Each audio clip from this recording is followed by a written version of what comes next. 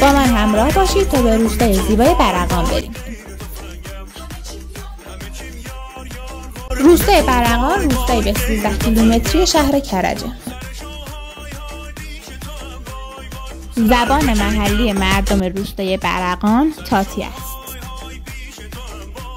میدان برقان که یکی از مکانهای مهم روستای برقان هست، محل تجمعات مهم این روستاست. پس تجمع برای یک مراسم مذهبی تا تصمیم گیری برای امور روستا.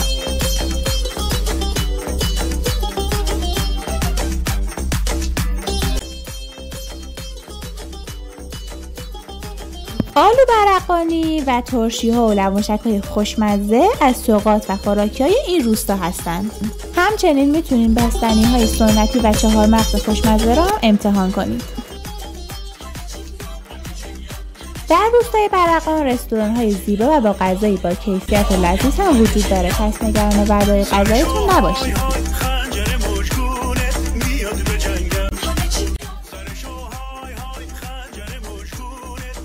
حتی یکی از رستوران‌ها گردونه شانس هم فراهم کرده تا مشتریان خودشونو به چالش بندازن و شانسشون در تخفیف و حتی چیزای دیگه هم امتحان کنن.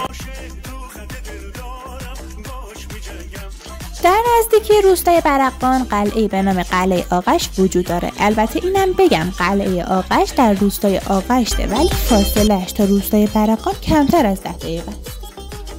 قلعه آغشت قسمت خاصی نداره و از زمان ساختش تا الان حدود 10 سال گذشته، ولی معماری اون مشابه مدرسه هاگوارتس در مجموعه فیلم‌های هری پاتر بوده که به هاگوارتس ایران هم معروفه.